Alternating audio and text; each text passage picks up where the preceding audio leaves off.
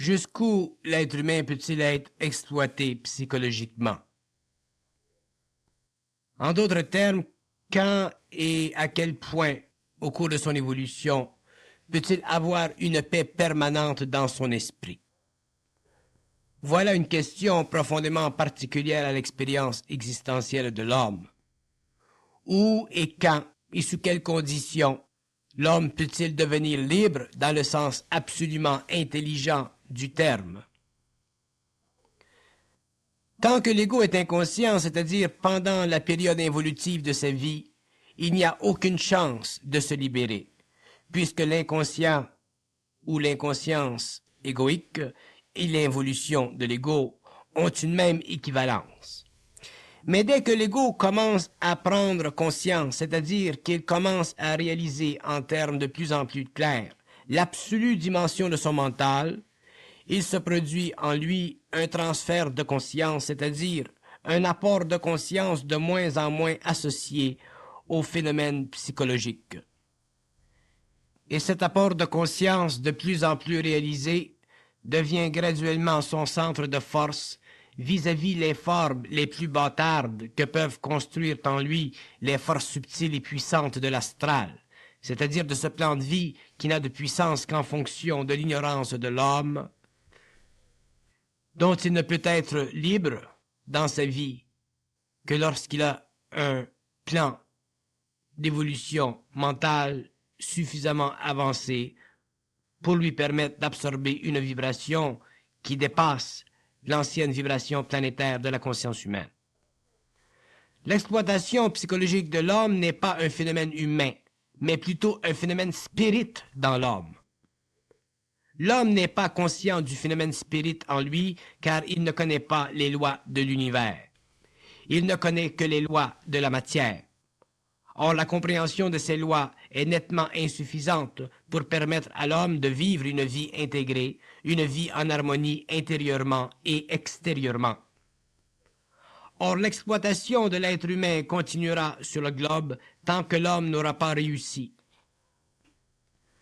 à convertir ce pouvoir spirit en lui qu'il astralise par un pouvoir mental à toute épreuve, un pouvoir mental tellement puissant que la moindre pensée subjective ne pourra briser ou rompre le champ de force qui unit ou devrait unir tous ces principes afin de lui donner le pouvoir dont il a de besoin pour élever la conscience de sa race.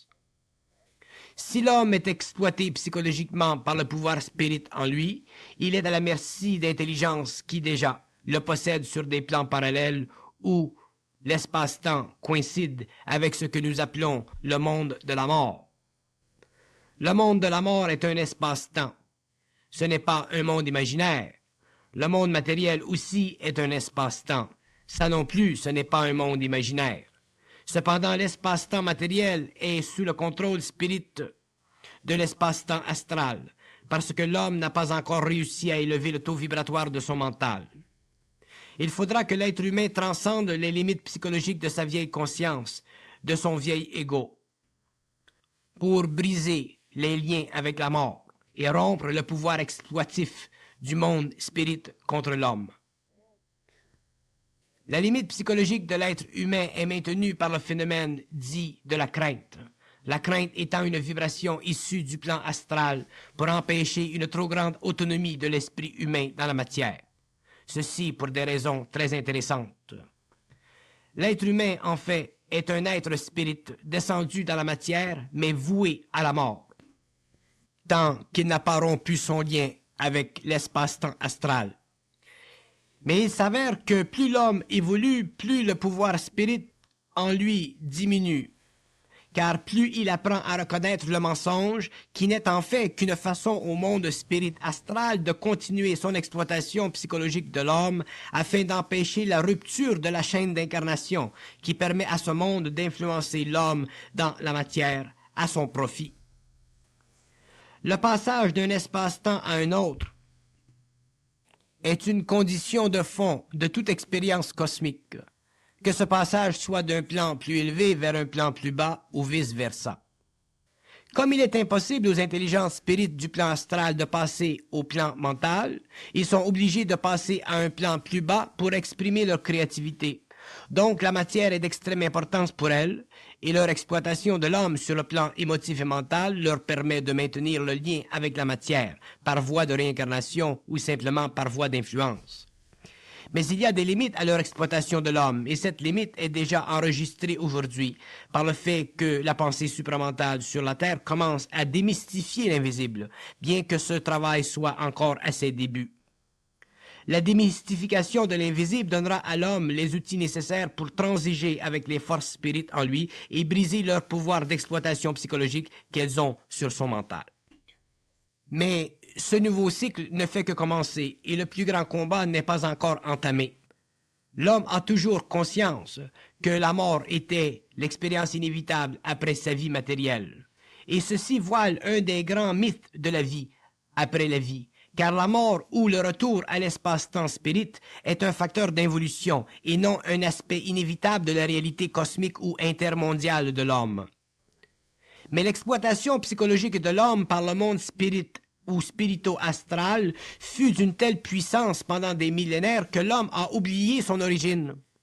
Il croit encore aujourd'hui qu'il vient originalement du monde de la mort lorsqu'en fait, il vient du monde de la vie intemporelle. Mais les portes de ce monde lui sont fermées depuis qu'il a perdu contact avec sa propre intelligence. Perdre contact avec sa propre intelligence est un des grands fardeaux de l'inconscience humaine et colore totalement la vie existentielle de l'homme, depuis qu'il fut chassé du monde de cette vie intemporelle qu'il connut avant l'évolution. Est-ce que l'homme possède sa propre intelligence, absolument parlant? La réponse est positive. Autrement dit, l'homme conscient a accès à la lumière de son esprit dès qu'il a commencé à pénétrer les mystères et réussi à traverser le monde spatio-temporel de l'astral. L'exploitation psychologique de l'homme par les intelligences spirites doit le mener un jour ou l'autre à la mort ou à la rébellion de son esprit contre cette exploitation. Une étude et une science profonde lui est donnée pour l'instruire dans ce combat. S'il réussit à s'élever au-dessus de cette exploitation, une autre vie l'attend au-delà de la vie matérielle. L'exploitation de l'homme par le monde spirit de l'espace-temps astral est tellement puissante et tellement lourde de conséquences que l'homme de l'involution est incapable de savoir par lui-même, sans l'aide de personne, où, quand et comment et pourquoi il se fait qu'il soit ce qu'il est. Autrement dit, l'exploitation de l'homme de l'involution est le produit le plus intolérable de l'influence d'un monde étranger à la Terre par des êtres qui n'ont que le souvenir attachant de la Terre comme crédit de vie terrestre. Et ce seul crédit est suffisant pour garder l'homme inconscient de l'involution, prisonnier au-delà de sa propre conscience de l'être.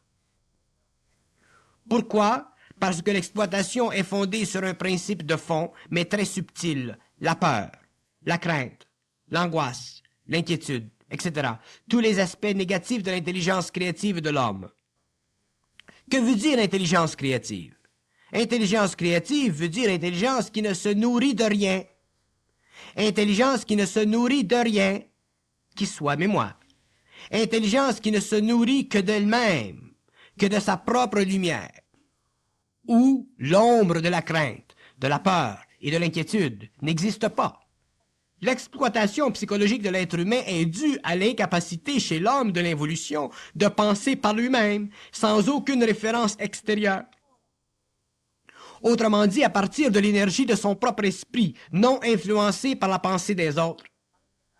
L'esprit de l'homme, sa conscience pure, peut facilement trancher toutes les questions de relativité de valeur qui ont été accumulées au cours des siècles et qui ont servi à donner à l'être humain une raison d'être, de vivre et de penser en fonction d'une conscience sociale collective, au lieu d'une conscience créative individualisée. Donc, l'exploitation psychologique de l'homme devenait inévitable par le fait même d'être obligé de penser en conformité avec la société au lieu de penser universellement en conformité avec les lois de la vie et de l'intelligence créative communes à tous les hommes. Mais aussi restreinte chez tous les hommes à cause de l'impuissance de la conscience de l'involution.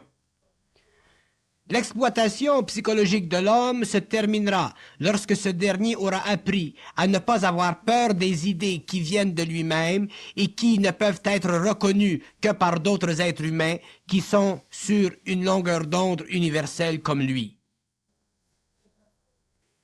Une évolution profonde s'est déjà faite sur le plan mental de l'humanité moderne, de telle sorte qu'aujourd'hui, plus que jamais auparavant, l'être humain, l'individu, est capable de récupérer les forces créatives intérieures qui ont toujours été bloquées dans le passé par les formes spiritualisantes ou conformistes de la conscience sociale. Encore trop primitive dans ses comportements individuels, dans ses composantes individuelles, pour redresser le niveau d'intelligence de l'humanité ambiante. Mais même aujourd'hui, alors que l'individu dans les pays les plus libres a la capacité de vivre plus près de son propre esprit, il n'a pas encore pris conscience de ce dernier.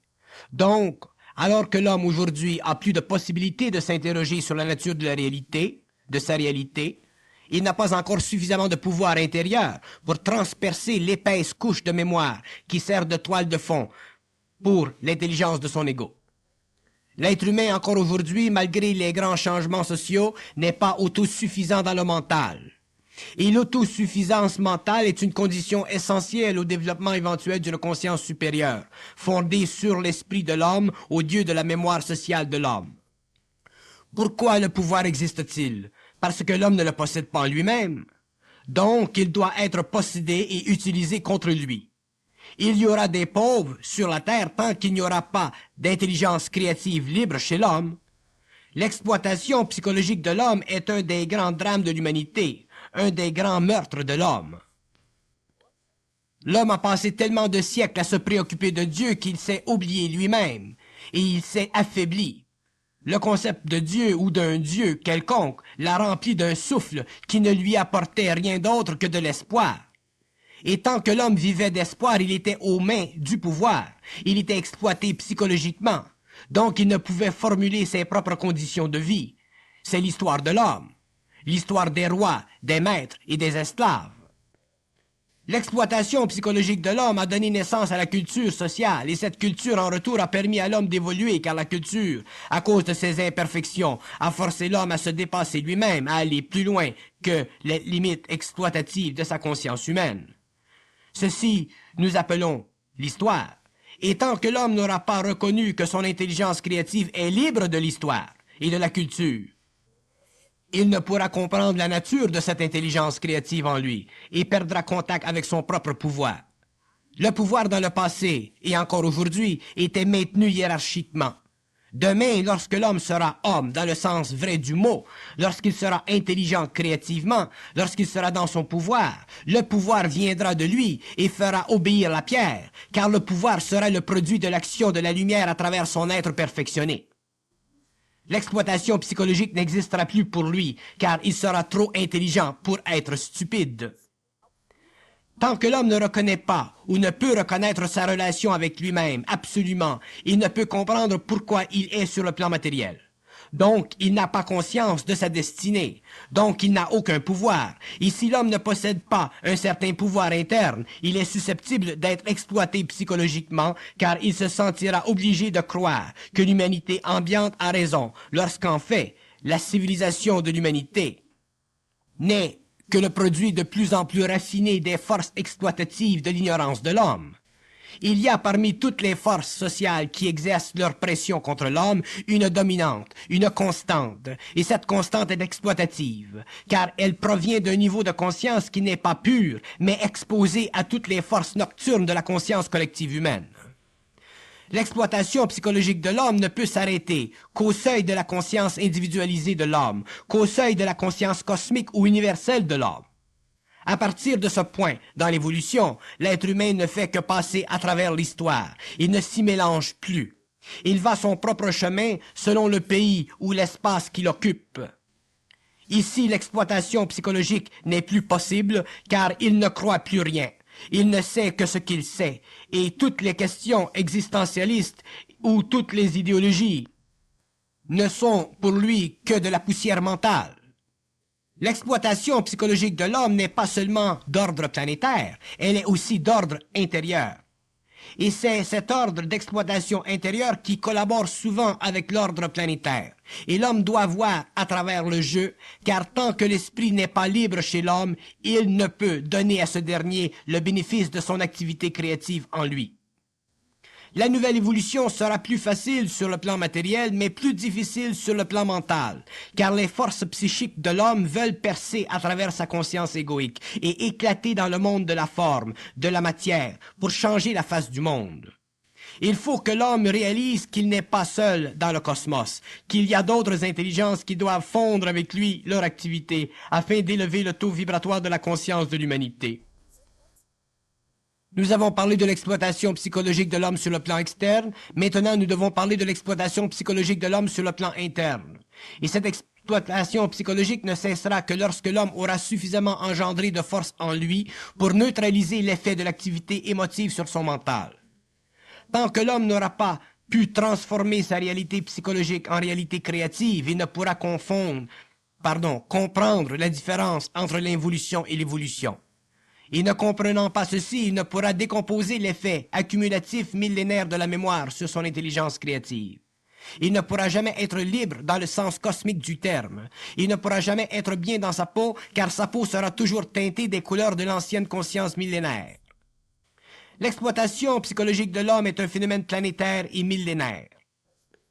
Il perdra de l'intensité au fur et à mesure que la conscience subjective de l'homme sera remplacée par une conscience objective, et cette dernière ne sera présente dans l'homme que lorsque les forces de la conscience supramentale auront fait leur pénétration dans la conscience humaine. L'exploitation de la conscience humaine reflète la nature du rapport entre l'ego et ses pensées. Tant que ce dernier croit que ses pensées sont nées de lui, il ne peut plus convenir avec la réalité de son esprit.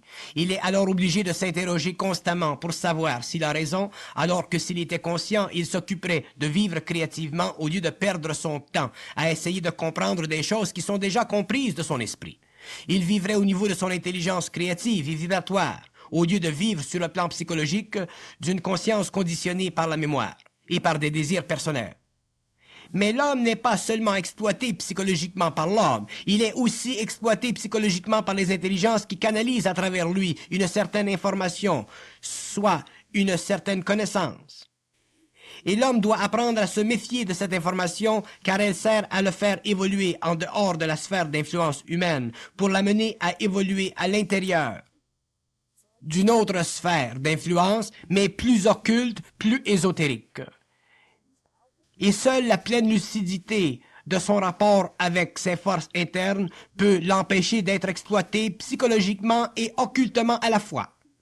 L'homme est à ses premières armes vis-à-vis les forces intelligentes des plans parallèles. Il comprendra avec l'expérience que ces forces ont le pouvoir sur lui, jusqu'à ce qu'il leur arrache. Donc, nous découvrons que l'homme est exploité par l'homme à cause de son ignorance et qu'il est exploité plus tard par les intelligences qui évoluent dans des espaces-temps plus rapides que le sien. Donc, plus puissants et plus influents que le sien.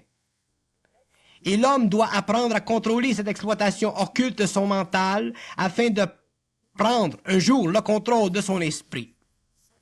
L'exploitation occulte du mental humain est une expérience que connaîtra l'homme de demain qui prendra conscience du niveau supramental de son intelligence. La sixième race racine sera très consciente à ses débuts de cette exploitation occulte de son mental. Elle souffrira pour cette raison. Mais de cette souffrance, elle développera une lucidité dans l'intelligence qu'aucune race humaine auparavant n'avait connue avec autant d'acuité et de force. L'exploitation occulte du mental humain suivra l'exploitation psychologique inconsciente de l'homme. Et cette dernière phase du combat humain avec le mensonge, sous toutes ses formes, mènera l'homme au pouvoir de sa pensée. L'exploitation occulte du mental humain est la plus difficile phase de la transmutation de son mental, car l'ego vit sous une pression psychique de plus en plus réelle. Et cette pression psychique syntonique avec son énergie mentale est une énergie mentale supérieure, créant une rupture du pouvoir de l'émotion sur le mental humain.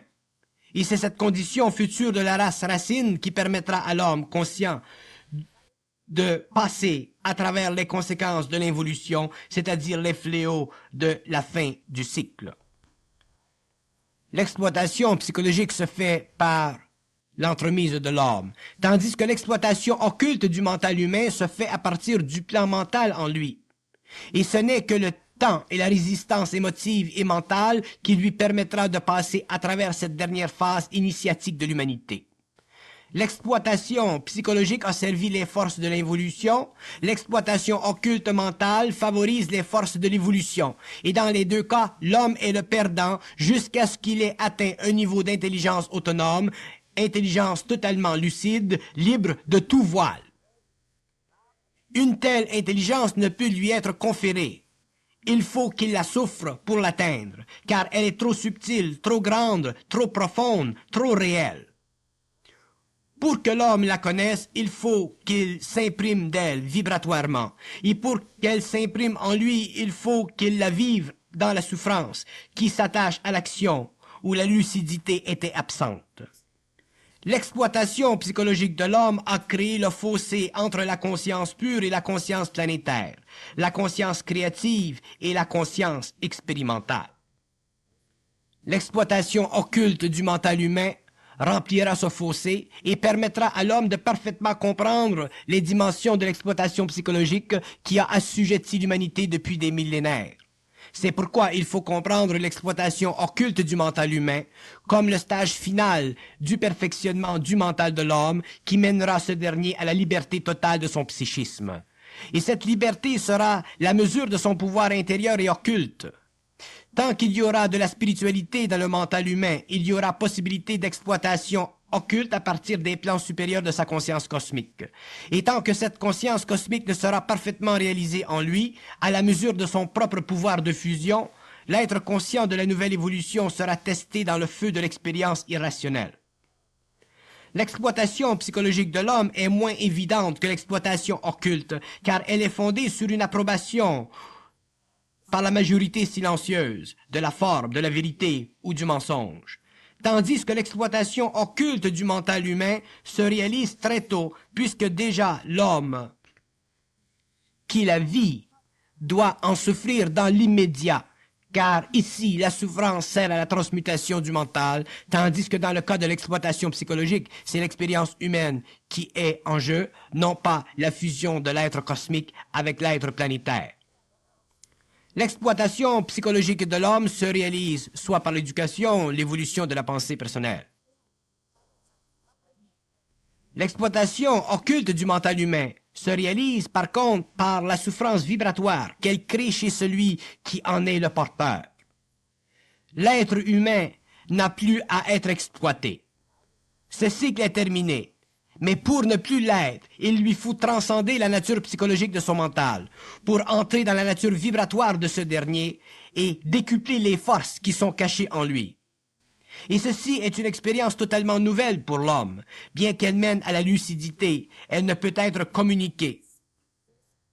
Elle ne peut être découverte que par la souffrance, et cette dernière est la seule chose qui lui déplaît absolument. Et c'est la seule chose qui libérera l'homme de son apathie psychologique. Donc, la souffrance qui déplaît à l'homme absolument est l'outil dont il se servira demain pour se libérer absolument de son apathie psychologique, c'est-à-dire de sa capacité d'être influencé, d'être exploité psychologiquement, socialement, ou d'être exploité occultement par les forces internes du mental supérieur. L'exploitation psychologique de l'homme lui a permis de développer de l'émotion. L'exploitation occulte de son mental lui permettra de développer le mental supérieur. Et tant que l'homme n'aura pas été libre des deux formes d'exploitation, il ne pourra pas être libre dans son esprit, car il ne pourra comprendre tous les aspects de la forme, c'est-à-dire le vrai et le faux de la forme. Il est évident que l'homme doit être redéfini pour que l'on puisse aller plus loin dans la perception de sa relation avec la vie. Il doit être redéfini en fonction de l'appréciation que lui-même a de la vie, non en fonction de l'exploitation psychologique ou de l'exploitation occulte, mais en fonction de sa lucidité absolue. L'être humain est capable et doit découvrir ce que l'on appellera demain, dans la psychologie de l'homme, le centre volontaire de sa conscience. Ce centre volonté de sa conscience nouvelle lui permettra de ne plus se sentir hors la loi de la vie. Il y a quelque chose dans l'homme inconscient qui l'empêche de se sentir à l'intérieur des lois de la vie. Il y a un petit quelque chose qui lui donne l'impression qu'il n'est pas capable de sentir tout de lui-même, de se sentir au centre de lui-même, de se sentir à partir de lui-même, et cette sensation est à la base de son insécurité psychologique. Tant que l'homme est hors la loi de la vie, c'est qu'il est victime de l'exploitation psychologique ou de l'exploitation occulte de son mental. Donc, il n'a pas accès à la lucidité qui est l'expression intelligente de son centre volonté. Le centre volonté de l'homme, c'est un peu le pouvoir de l'homme sur les caractéristiques planétaires de sa naissance. C'est cette force en lui qui lui permet de transformer un programme de vie astral, plan de vie inconscient, en une volonté de vie mentale consciente. L'exploitation de l'homme sur les deux plans, tel qu'expliqué ici, est la base de l'inquiétude qui sévit chez l'être humain, sous maintes formes, et qui l'empêche d'élever le taux vibratoire de son mental pour goûter de cette force intérieure de vie que l'on appelle le centre volonté. Le centre volonté est une sorte de lucidité créative intérieure qui désengage l'ego de cette pellicule qui lui colle toujours à la peau et que l'on reconnaît comme un malaise quelconque, le fameux malaise existentiel. Si l'homme avait un centre volonté très développé, il ne pourrait sentir ce malaise qui couvre sa conscience tous les jours, car le centre volonté aurait l'attribut, si vous voulez, de neutraliser en lui l'émotion et le mental inférieur qui nourrissent l'inconscience dans ce malaise. Mais pour bénéficier de ce centre volonté, il faut ne plus être exploitable psychologiquement, ni exploitable occultement sur le plan mental. Il faut être totalement lucide, et la lucidité n'est pas une qualité humaine planétaire. Elle fait partie du pouvoir intérieur et cosmique de l'homme, pouvoir qui grandit avec le développement du centre volonté. Chez celui qui a grandi et s'est développé au fur et à mesure qu'il a compris que tout doit être à sa mesure dans la vie, absolument tout. Sinon, il est vampirisé et perd son énergie. Il est à la merci de l'extérieur, il est à la merci de l'intérieur, et ceci peut être très dangereux et dévitalisant pour l'homme, car l'homme, à cause de sa générosité et de sa spiritualité et de son idéalisme, est automatiquement une proie facile à ces deux formes externes et internes d'exploitation. L'exploitation occulte du mental humain pour les êtres conscients est une expérience qui n'a aucune limite psychologique. Donc, cette exploitation va beaucoup plus en profondeur que l'exploitation psychologique de l'homme par l'homme. Ce n'est plus l'ego qui est la mesure de cette exploitation, mais l'esprit. Donc, l'homme, l'ego, doit rapidement se raviser de son rapport avec l'esprit, et c'est ici, s'il est capable de le faire, qu'il commence à développer de la lucidité. La lucidité sera reconnue par l'être conscient comme la plus importante des qualités d'esprit de l'homme et aussi le plus important facteur de vie chez l'être conscient. La lucidité n'existe pas chez l'être inconscient, car il ne connaît pas les lois occultes de l'esprit, de l'intelligence, de la pensée.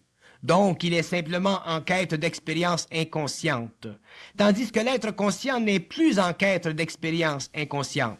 Il est en quête d'une paix absolue qui grandit avec son pouvoir sur la matière. Paix qui n'est plus définie psychologiquement, mais perçue vibratoirement, par et en fonction de son centre volonté.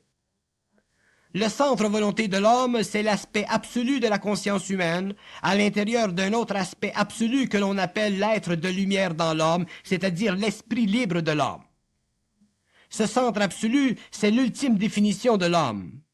Mais ce centre volonté ne peut être reconnu en lui que lorsqu'il l'a atteint suffisamment pour réaliser que sa qualité psychologique, vibratoire, dépendent l'une de l'autre, que l'une n'est pas indépendante de l'autre et que tous les deux aspects doivent être équilibrés pour que la conscience du centre volonté éclate dans l'être humain. l'immunisant pour toujours contre l'expérience psychologique de l'homme contre l'homme ou l'exploitation occulte de son mental par des forces indépendantes de lui. Le développement du centre volonté est une nouvelle constante dans l'évolution de la conscience humaine et les forces opposées vibratoirement à cette nouvelle conscience sont très puissantes car elles ne peuvent plus être actives dans l'homme lorsqu'il a atteint un niveau suffisant de développement de ce centre volonté. Il n'y a pas de terme pour définir ou encadrer le centre volonté, ou cet état d'esprit qui prime chez l'être humain complet. C'est une condition intime et interne d'équilibre d'énergie entre le plan mental supérieur et les autres plans de l'homme. Donc, l'expérience psychologique de l'homme a servi à créer une culture sur la Terre. L'exploitation, par contre, psychologique et occulte de son mental servira à créer un mental supérieur puissant dans l'homme. De ces deux exploitations, l'homme sortira vainqueur de la lutte pour son esprit, par les forces astrales qui l'auront exploité psychologiquement, et vainqueur contre le pouvoir de l'esprit sur lui, qui l'aura pénétré pour élever sa conscience et lui donner le pouvoir de sa propre lumière. Ainsi se termine la vieille histoire de l'homme, c'est-à-dire d'exploitation psychologique, et commence la nouvelle exploitation psychologique de l'homme, celle de son mental, pour l'amener inévitablement à une nouvelle étape de son évolution cosmique sur la Terre.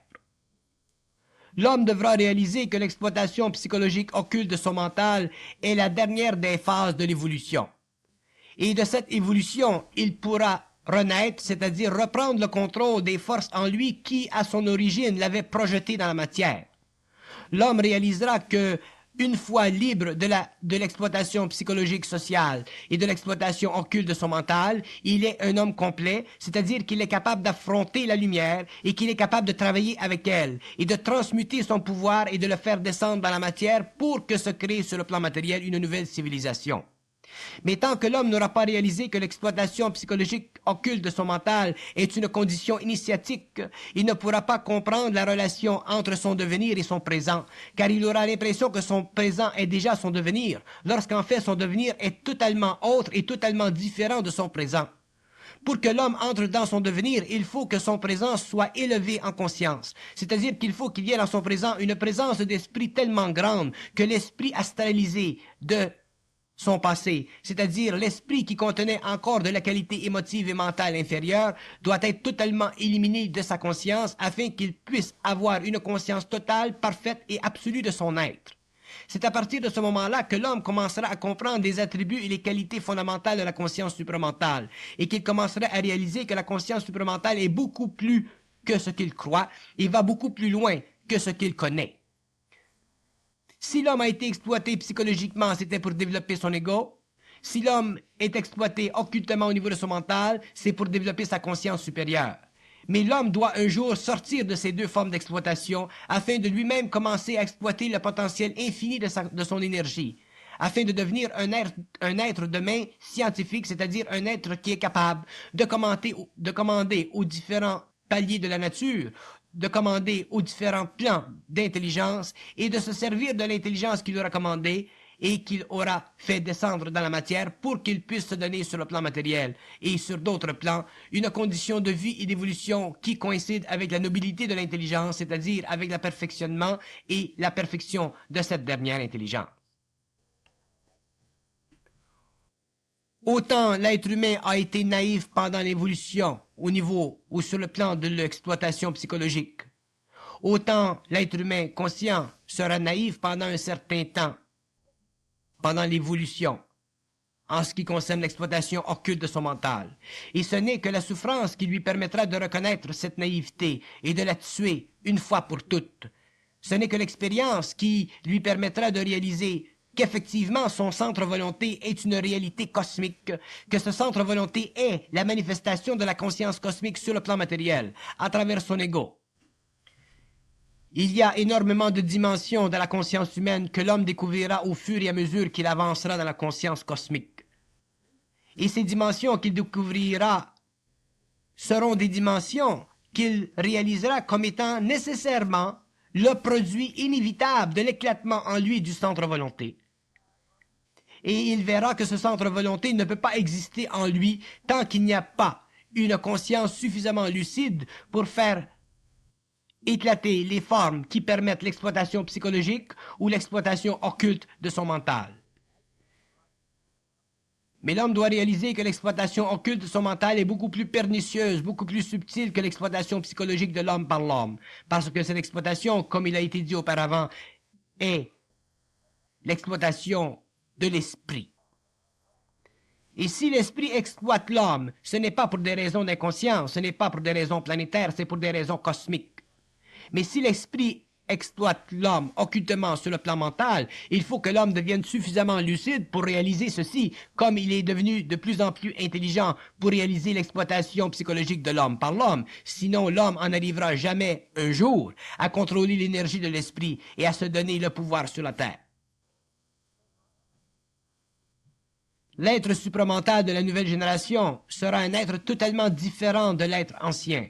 La nouvelle humanité sera totalement différente de l'ancienne humanité.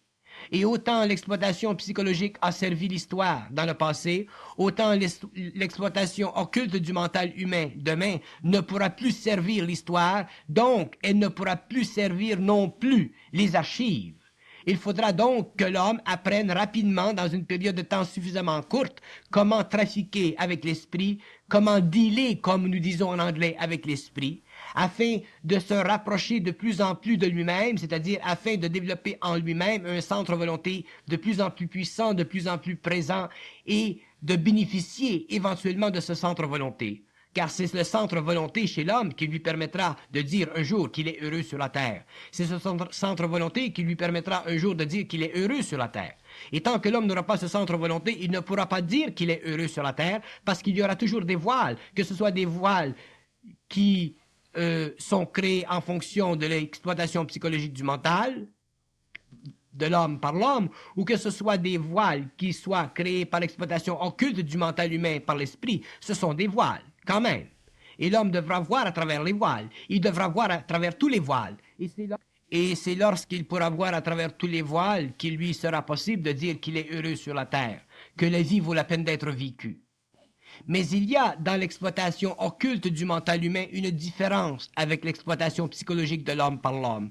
C'est que dans cette dernière, l'esprit est tellement puissant que l'homme doit développer la force et la puissance d'aller contre lui. Ce n'est pas dans le fait que l'homme va contre l'esprit. L'homme ne peut pas aller contre l'esprit. Mais l'homme peut aller contre l'impression qu'il a que l'esprit lui crée une certaine souffrance.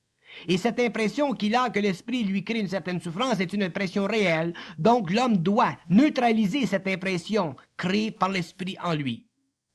Et lorsqu'il est suffisamment puissant pour aller au-delà de cette impression, pour contrôler l'énergie de cette impression, automatiquement il intègre l'esprit en lui. Automatiquement il apporte en lui une énergie nouvelle qui lui permet d'être de moins en moins affecté, c'est-à-dire exploité occultement par l'esprit.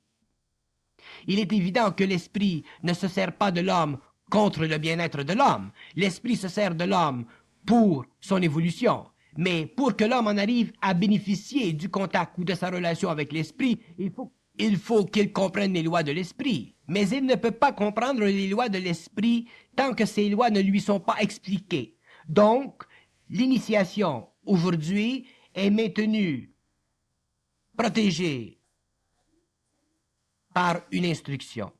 Elle est maintenue par une instruction et elle est protégée par une instruction. Mais il faut que l'homme qui est en initiation, c'est-à-dire qu'il faut que l'homme qui est en voie d'évolution rapide, comprenne que, éventuellement, il devra neutraliser en lui ces aspects de lui-même qui sont anti-hommes, qui sont spirituels et qui sont pour d'autres aspects de lui-même que pour lui-même. L'homme doit tout récupérer.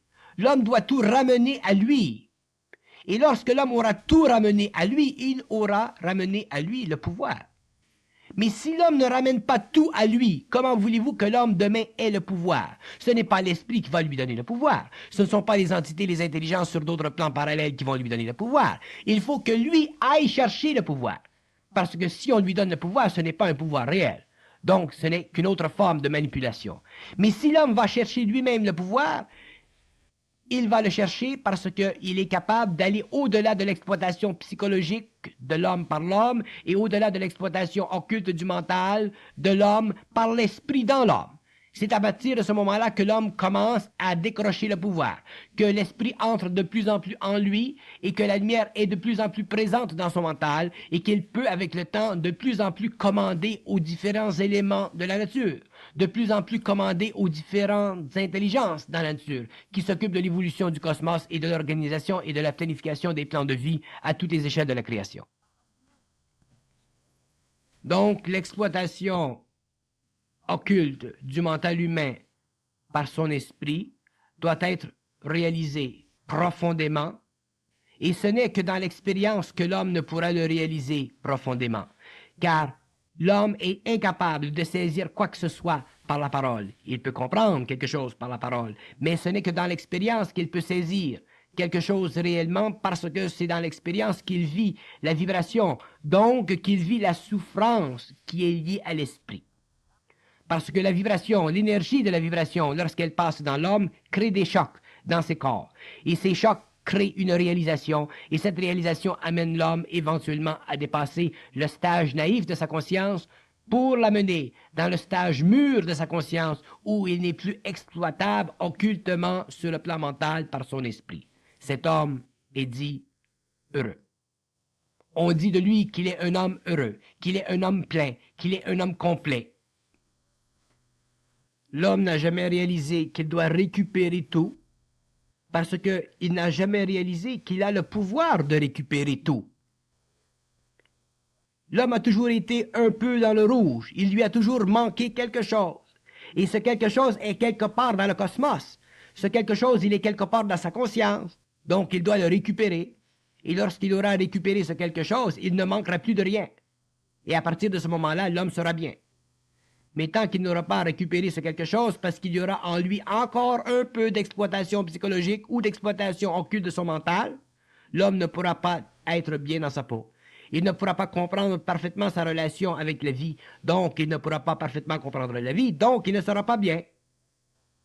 Lorsque le pape Jean XXIII a dit que les enfants, que les fils de la lumière vivraient de grandes souffrances, il disait, sans le réaliser, que l'homme de demain, les fils de la lumière, connaîtraient une relation avec l'esprit tellement intense qu'automatiquement les principes inférieurs de l'homme subiraient la pression de cette énergie, le choc de cette énergie, et que cette énergie créerait en lui une grande souffrance. Et effectivement, l'homme, à travers l'exploitation occulte de son mental, réalise aujourd'hui cette grande souffrance dont parlait ce grand pape de la chrétienté. L'homme doit réaliser aujourd'hui que le nouveau cycle qui vient devant lui est un cycle où la lumière, à cause de son intensité, à cause de sa puissance, lorsqu'elle descend dans les plans inférieurs de l'homme, fait éclater en lui d'anciennes mémoires. Et c'est l'éclatement de ces anciennes mémoires qui crée dans l'homme la grande souffrance de l'initié, du nouvel initié.